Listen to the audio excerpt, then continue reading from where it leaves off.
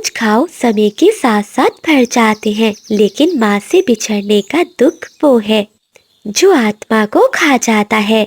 کومل چڑیا کی زندگی اسی سمے رک گئی تھی جب اس کی ماں اسے اکیلا چھوڑ کر چلی گئی۔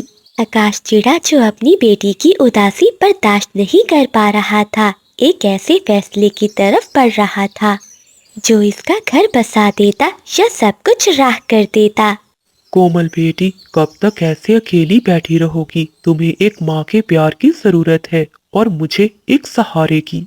کل بجلی کبھی آ رہی ہے، وہ تمہاری نئی ماں ہوگی۔ بابا، کیا وہ مجھے میری سگی ماں جیسا پیار دے گی؟ ہاں بیٹا، وہ تم سے بہت پیار کرے گی۔ اس کی بھی ایک بیٹی ہے، وہ تمہارے جتنی ہے۔ تم دونوں مل کر خوش رہنا۔ اگلی صبح سورج کی پہلی کرن کے ساتھ بجلی کبھی اپنی بیٹی پنکی کو لے کر وہاں پہنچ جاتی ہے۔ بجلی کبھی پورے جنگل میں اپنی لالچ کی وجہ سے مشہور تھی۔ اسے پتا تھا کہ آکاش ایک بھولا بھالا محنتی چڑیا ہے جس نے اپنی محنت سے ڈھیر سارا سونا اور اناج جمع کر رکھا ہے۔ وہ ممتا کا نقاب پہن کر اس گھر کو لوٹنے آئی تھی۔ آکاش جی، دیکھو میں کومل کے لیے کیا لائی ہوں۔ آج سے یہ گھر میرا ہے اور کومل میری بیٹی ہے۔ میری پنکی اور یہ کومل دونوں مل کر کھیلیں گی۔ مجھے تمہاری قسم، میں تمہاری بیٹی کی آنکھوں میں ایک بھی آنسو نہیں آنے دوں گی۔ پاس بیٹھا میٹھو طوطا بجلی کو دیکھ کر بولتا ہے، آکاش بھیا، کپی اور چڑے کا جوڑ نہیں بنتا۔ پانی اور آگ کا رشتہ مت جوڑو، پچھتاؤ گے۔ ارے طوطے جی، اپنی عقل اپنے پاس رکھو، میں یہاں پیار بانٹنے آئی ہوں، تمہاری باتیں سننے نہیں۔ پھر آکاش چڑا بجلی کبھی اس کی بیٹی پنکی کو لے کر اپنے گھر کے اندر چلا جاتا ہے۔ شادی کے کچھ دن بیتتے ہی گھر کا نقشہ بدل جاتا ہے۔ شیر کی کھال پہن لینے سے گدڑ شیر نہیں بن جاتا۔ جیسے ہی آکاش چڑا دانا لینے دور جاتا ہے تو بجلی کبھی ملکہ بن جاتی ہے۔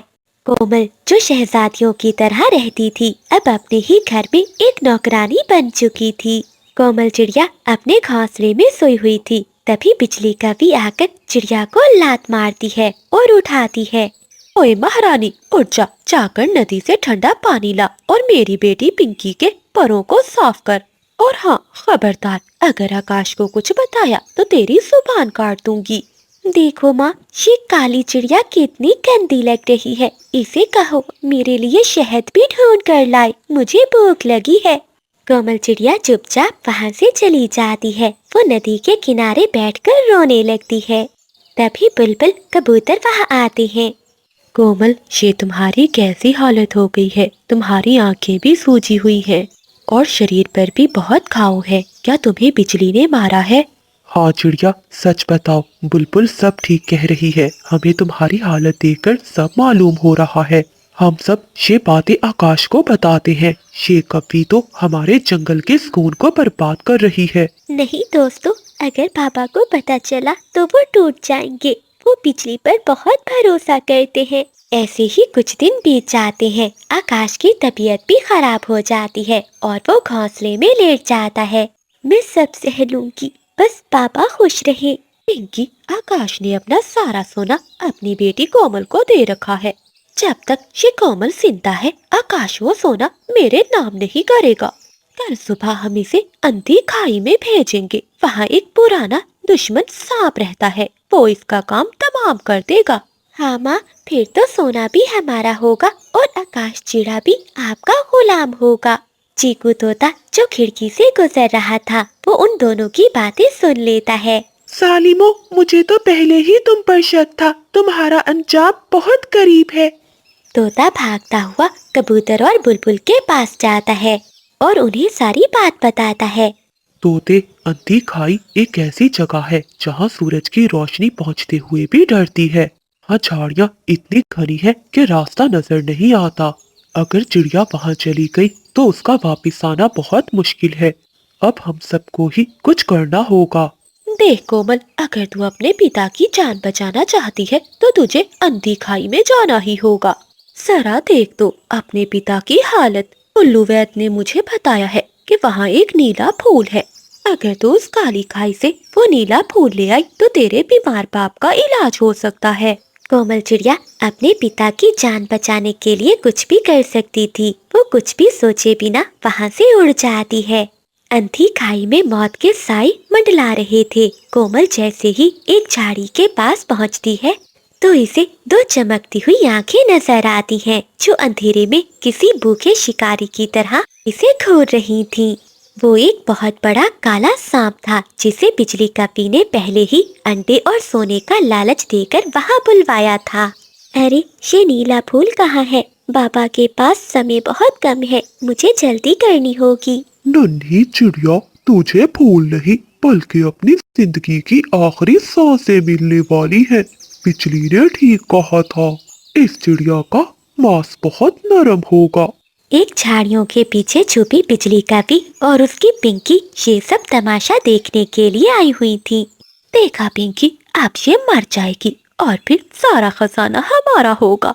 जैसे ही काला नाग चिड़िया पर हमला करने लगता है तो आसमान से एक तेज चीख सुनाई देती है।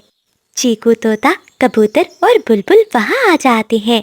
तोते के पंखों में एक जलती हुई मशाल थी। तोता मशाल सांप के आगे फेंक देता है। सांप आग से डरकर पीछे भाग जाता है और एक झाड़ियों में घुस जाता है। बिजली और पिंकी के पीछे आकाश भी आ जाता है। उसे तोते ने सारी बात बता दी थी। वो उन दोनों को पकड़कर सभी पक्षियों के सामने लाता है। बिजली, ये है तुम्हारी सच्ची ममता।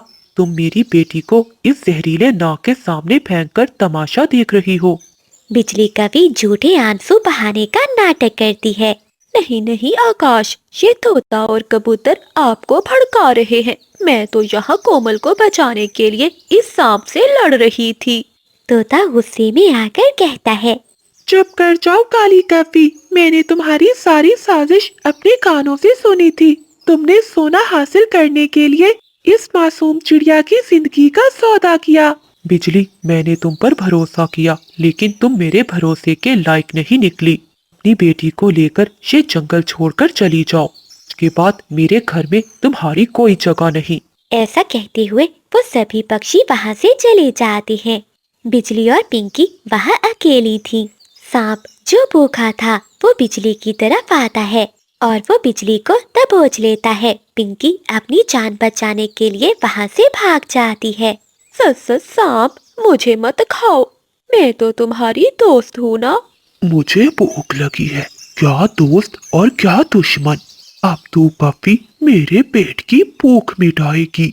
ऐसा कहते हुए सांप बिजली कपी को मारकर खा जाता है। बिजली ने कोमल के लिए जो खड्डा खोदा था, अब वो खुद उसमें गिर गई थी। बेटी, मुझे माफ कर दे। मैंने तुझे माँ देने के चक्कर में तेरा जीना हराम कर दिया था। मुझे क्या मालूम था कि वो कभी तुम्हारे साथ इतना बुरा व्यवहार करेगी।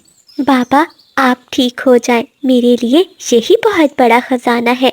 दोस्तों याद रखें, रिश्ते कागज के टुकड़ों या सोने के सिक्कों से नहीं बनते। धोखा और फरेब की इमारत एक न एक दिन गिर जाती है। सच्ची ममता वो नहीं जो जन्म दे, बल्कि वो है जो हिफाजत करे। कोमल के सब्र और इसके दोस्तों की वफादारी ने साबित कर दिया कि नेकी का रास्ता कठिन जरूर है, लेकिन मंजिल हमेशा सुंदर होती है।